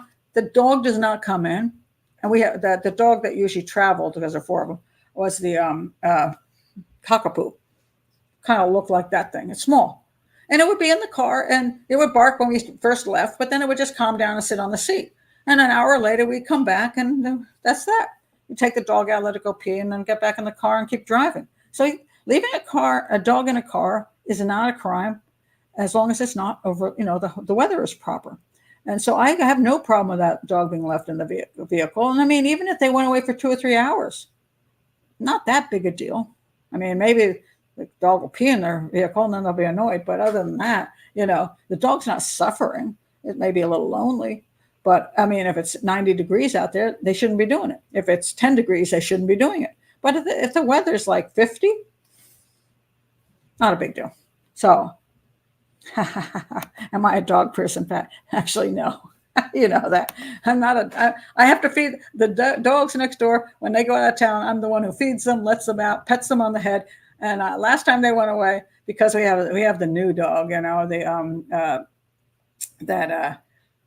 the new one, and he gets all sulky. So my daughter asked me if I would go up and let them out to go to the bathroom, and then go up there and just, instead of working at home, I would sit there for 3 hours and keep them company and pet the dog on the head. So yes, I do have dog duties, or I take care of the dogs and I feed them and I pet them and let them out. No, I'm not a dog person. I'm a lizard person, and yes, a cat person. Wait a minute, I knew it. Yeah, not a dog person. I'd rather have an iguana. I do have my feral cat, so the profiler can read dog body language. Well, life is not perfect for animals either, but people have to make those decisions. It's like when my daughter went to the beach. We have the new dog, the King Corso. It's a new puppy, and last time she went away for a couple of days and came back, that dog would not talk to her. The dog was all sulky and mad at her and wouldn't look her in the face, and it was like, no, you left me alone. So when they went away for the beach for their week visit to the beach, as they do every year, they go to their condo and take, the whole family goes and they, do the boating and all the paddle boarding and all kinds of fun things. And I get to stay home and take care of the dogs. And now there's another person in the house. My daughter's father-in-law is in the house. So he is in the house with the dog. So so he comes and goes, and the dogs do have some company. And, but I always go over and make sure there's food for them and do all the extra things just to make sure between the two of us that we give them some companionship and all of that. But no, I don't want a dog. I know. But again, is it perfect that the dogs had to be there by themselves for a week while they went away? Well, no, it's not perfect. But if they never leave the dogs, they can't ever go on vacation. What do you do? So they made the best situation that they can. The dogs are in their own home, and they get to go out and run around, and they get their food, and they get pet on the head, so. Oh, this is a good point. Weevil says, nothing about the trip they were doing seems like it was planned. Why take the money and stuff if you were all pre-planning suicide? No, that's another weird issue. I think they were taking something went sideways. Yeah, that's the other issue with this. I mean, it doesn't look like they were, like, why bother with any of that? Why not just kill yourself at home or just drive off and do yourself in, whatever. Why bring things with you? Nobody can understand that. So yes, I think something went, I don't think that was a plan to something that they were planning to do anything exactly. I do think something went sideways, but I just don't know where it went sideways because I can't get a third party involved in this that makes any sense. I just can't. I can't come up with it. So something between those two went sideways. I just don't know what it is. I don't know whether they had a plan to buy the land, and I don't know why they bring cash to buy land, or they do a drug deal and I don't know what they were planning. Makes no sense. Or whether they were delusional. They were both delusional and they went off and they had some kind of crazy idea and it didn't come out. And then they got mad at each other. I don't know. And we're not probably ever going to know. I mean, if I could go in and see all the information that the sheriff has, I might have a better idea. But yes, let me look at that. Okay, yes. It's easy to get lost in the woods and may have taken a wrong turn. So the other theory basically is the hypothermia theory. And that why they would go that direction. The first time they went and took that little walk, they took the GPS. This time they took no GPS and no phones. Why? Now, why would you walk off into a place that you don't know, especially if there's no trail, and I don't know about the trail issue, with your child? Why would you even take the risk of walking anywhere there and then get lost? So I don't know. I don't understand any of it. I mean, as far as why they went there. I just can't get a third party making them go there. That's the only thing I can say. So Jay Slater was definitely under the influence and made very poor decisions. That was more obvious. This is not so obvious, and it's very hard to understand what was going on with them at all. But again, they both seem to have. She clearly had mental issues, and I don't know if he did or not. But again, where's the third party come into that would do what they did? And one of the things I talk about profiling is that sometimes people come up with a great theory that could happen the way they tie it all together. But that is not the way people work. And that's the problem. It's like they say, oh, this could have happened. Yes, but that is not the way things actually happen. You're making it up like a Hollywood story. But that's not that way people actually behave under circumstances like that. And if you're not a profiler or a detective who's seen a lot of cases, you may think that could happen. But the probability is so low. And I'm going to be doing I've been trying to get to the video on Burnt's book on the Madeleine McCann case, Sudden Impulse. I've read his book. He sent it to me. I've been planning to do this video on it. I was rewriting my book that I had put out. I pulled off the market. I've edited and updated it. I'm trying to, now I have to get it back into the book form, which is why it's taking so long, because it's just miserable. And then I'm going to do an audio version for YouTube. But I will tell you this up ahead of time. He believes that Madeleine McCann was died on May 2nd, a day before that the whole May 3rd thing went down, where they went to the tapas restaurant and they all came back and found Madeleine missing. He believes that's all staged, and it happened the day before. I don't buy that, because that is not the way people behave. So although he's got all these things thinks he can put together and connect all the dots, I still say it's not the way people behave. So yes, could you say, oh, some guy decided he wanted to get them far away from the truck and far away from his meth lab, which was right down the road. So he made them walk for almost 3 miles for an hour and a half, because he wanted to make sure they were really, really isolated, so nobody would ever find their bodies. And then he killed them. And then he came down and he decided he was in a rush, so he wanted to get out of there, so he left the vehicle, jumped in his truck, and took off. You can make that claim. I'm just saying that's not the way people behave. And I mean, could it happen 1 out of 100 times? Well, maybe. But I don't see any evidence that that's true, and it makes very little sense to me, because I just don't think that's what would have happened. I think if there's a third party, we would have seen a whole different scenario. But, you can't prove what you can't prove. So you can always say something happened when you can't prove otherwise. So if there's a third party theory here, it'll stay here forever, because there's no way to prove it didn't happen. And in the Madeleine McCann case, there are going to be people who believe May 2nd and not May 3rd. They'll think Bernd has a better theory than I have. And neither one of us can prove it, unless of a miracle and somebody confesses and tells the whole truth. We'll never actually know. So he's given his case, I will give my case, and let people figure out from there what they think makes more sense. But as a profiler, I do know people behave in certain ways and they don't behave in other ways. And I just can't see a third party involved in this, because it makes no sense. So that's a theory. I don't see why they would take the dog if they're going on an all-day hike, especially a puppy. It would pee everywhere. That is actually a good point, because I had a friend who had a little dog, and we would go for a walk around the lake, and my God, that was the freaking slowest walk in creation, because that dog had to sniff everything and pee there and then see other dogs.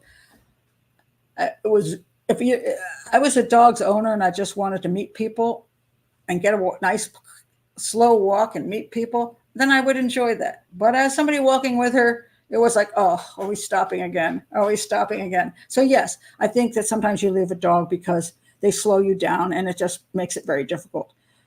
But again, I don't see why they would hike up a mountain 3 miles. I don't know why they're doing that, unless they're not intending to come back down. I really. Pat isn't a dog person, right? But that stray cat has adopted her. That stray cat has. He was there last night having his food. I'm in my bedroom, and he gives me that evil look every time, but he's still coming in the bedroom to eat his dinner. So,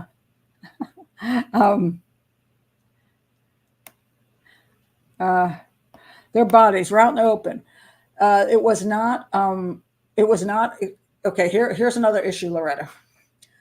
They found the bodies, the skeletons, just laying there.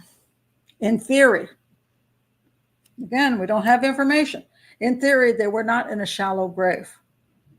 You would think a third-party person, if they killed them there, might spend a little bit of time. But, it depends. If they don't have a shovel, it's hard to dig a grave. So they might have said, screw it, I'm just leaving them there. So that doesn't really prove it. Couldn't have been a third party. And again, even if it was a shallow grave, there's rain, torrential rains and stuff. Could they have been, the water have washed things away? There's animal predators all over there moving bodies around. I'd say I don't know anything about really what the exactness of the skeleton issues. And when they say they were lying together, I don't know what that means. They say they were lying face down. I don't really know what that means. So I didn't even hear that from the sheriff. I just heard that from other channels. Oh, this is what's true. I don't know if it's true. I don't know where people are getting their information from. If you're not getting it from the police report, I don't know where you're getting it from. Somebody told you that? So there's a lot of stuff in this case, which I have not seen one police report on. And if the sheriff didn't say it, I can't necessarily believe it. So that's why this is such a huge mystery, because a lot of it is that we don't have any evidence. Why drag a kid up a mountain? Yes, it is a heck of a long way for a small girl, especially one. It's not an easy thing to do. So yeah, except that's you're not coming back down. I don't know. Don't know. Yeah, well, who's gonna? Again, they don't have anything to dig the grave with. They're not carrying a shovel. So yeah, it makes no sense.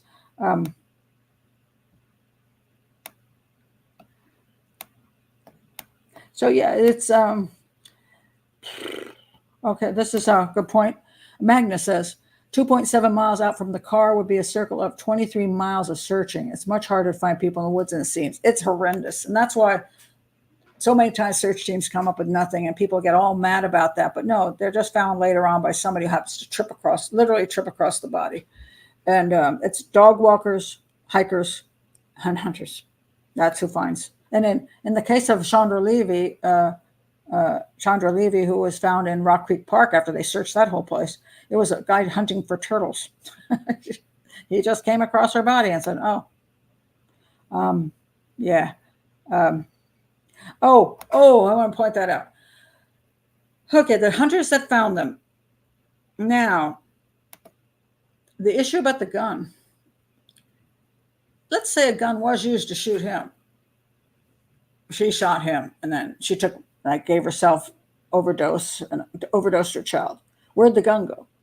Well, some hunters come along and they see a gun lying there, and they find some bodies, and they decide they'll take the gun. It's possible. I don't know what was in that damn briefcase. I wish I knew. I mean, in theory, the money could have been in the briefcase and was taken out of the briefcase. There's so much missing information. It's frustrating. I want to know I want to see the hunters. I want to know what they actually saw when they found the bodies, and the gun. And that could have happened. I mean, you could have thrown that gun any place, and the gun has nothing to do with anything. Again, I don't know what was in the briefcase. I don't know why the briefcase was going anyplace. Were there drugs in the briefcase and it was exchanged for $32,000? I mean, is it possible they weren't looking at land at all? They were exchanging that for the $32,000 and they got the $32,000? I guess.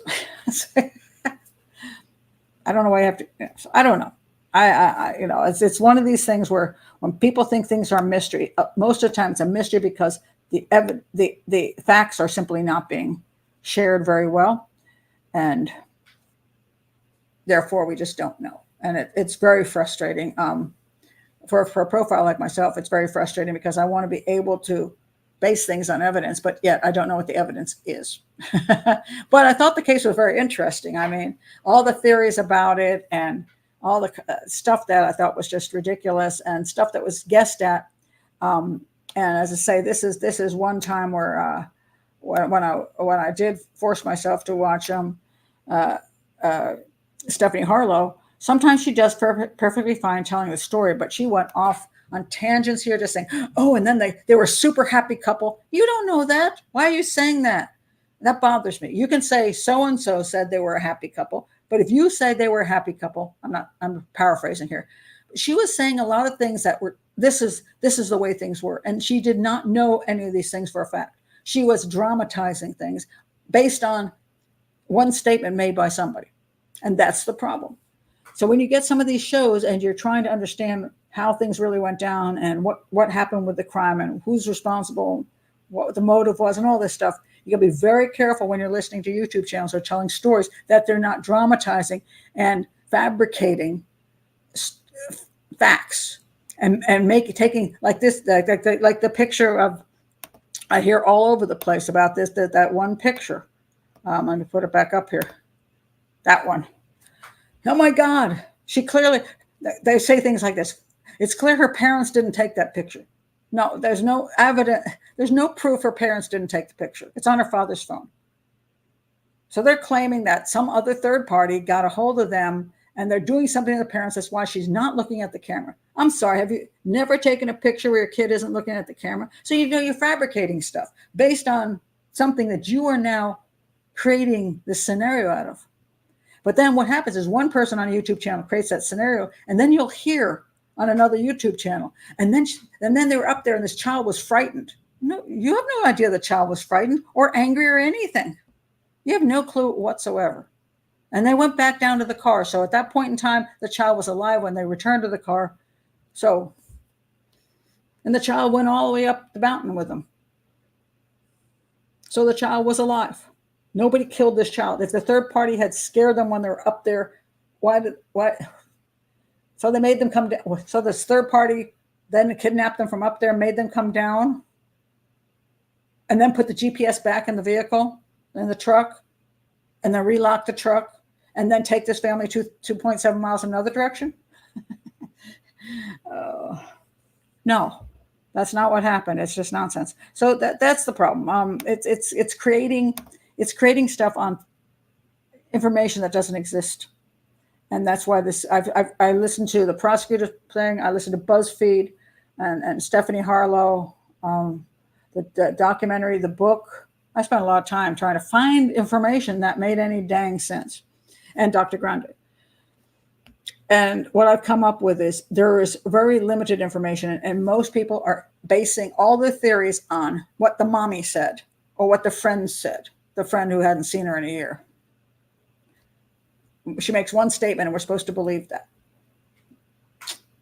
It's just, that's not how you can't make determinations based on absolutely nothing. So all I know is, yes, she appeared to have psychiatric problems because the writing on the container was there. I don't know about him and the pastor. I don't know if that was just nonsense, but she was supposedly bipolar. Again, I will say supposedly because I still don't have evidence of that either, quite frankly. Where's the evidence? Oh, her sister also supposedly got stung on the tongue and died. Bee sting, had anaphylactic shock and died, and that really messed her up. And that could be traumatic. And her son didn't want to live with her, supposedly, according to court documents, which I have never been able to see. Her son said she was scary, and that she had mood swings, and he didn't want to live with her. He wanted to live with his dad. But then again, he's a 12-year-old kid. 12-year-old boys like to live with their dads, don't they? So I don't know what the truth is on that. You see how that works? So because there's so little information here, all I can say is that it appears she had psychiatric problems. It appears he supposedly had physical problems. I don't know, like you point out, maybe he's just lying about that because I don't hear anything about surgeries or medications. I don't know what they're involved in. I don't know where the $32,000 came from. All I know is they made this trip up here and disappeared and ended up 2.7 miles away in a place they shouldn't have been, which makes very little sense. And it makes very little sense that a third party was involved in putting them 2.7 miles away and killing them up there. So either they got lost somehow in some weird, maybe they were fueled by drugs, and that won't be in any of the autopsy won't find that. Toxicology, because there's not much, only skeleton left. They won't find out that information about drugs. They could have been on meth and decided to go on this crazy walk and lost their way and died of hypothermia. They could have decided to do a family. They should have decided to leave the planet to escape those spirits. They could have done that. Who knows? But I just don't believe in a third party because I don't have evidence of that. And it makes no sense. So there you go. That's my final thoughts on that.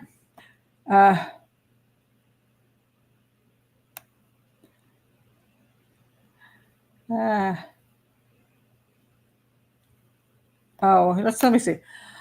Shelley said, I think it's possible the money is a complete red herring, throwing everything off a simple explanation that they were up there looking at land, got lost, and died of exposure.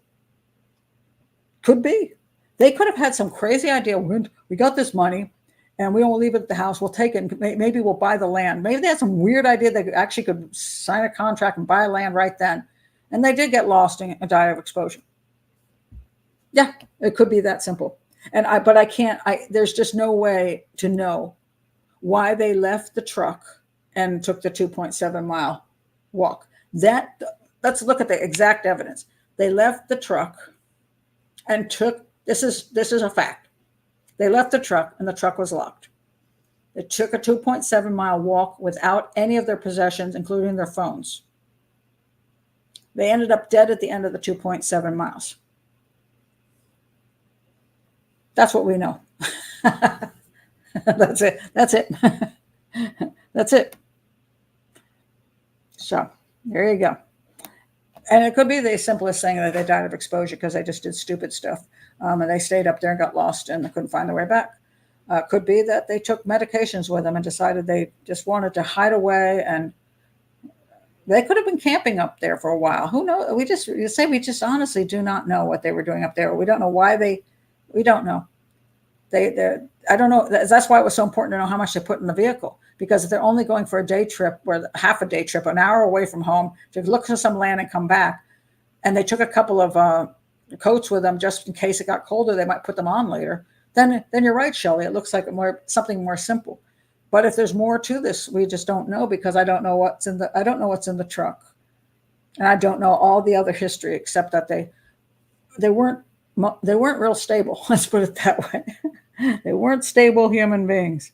So anyway, that's my thoughts on this, and I'm gonna go make myself some dinner, and yeah. So I will see you for I think the hangout's probably going to be Thursday night at 7 p.m. And there will be a video coming out on Thursday. I'm going to put up a hangout that we've already done. That'll probably come out tomorrow. On Wednesday, I'm going to put out a video, but it's not for any of you guys, because I'm putting out a video on how should you be a YouTuber or not a YouTuber. And it's not true crime. I'm just doing this for all these poor YouTubers I see out there, and they don't understand how it works. So I even told them, don't bother to subscribe to the channel because you'll never come back, because I'm only doing this once. But I might do another video. I might do a second video that's related to crime this week. So we'll see. We'll see. Oh, thank you very much. Oh, that's very sweet of you. Please hit the like button. I'm not even sure if that even works, but thank you if you do that. I appreciate it. I truly do. So I'll see you guys at the hangout. I hope. See you later. Bye.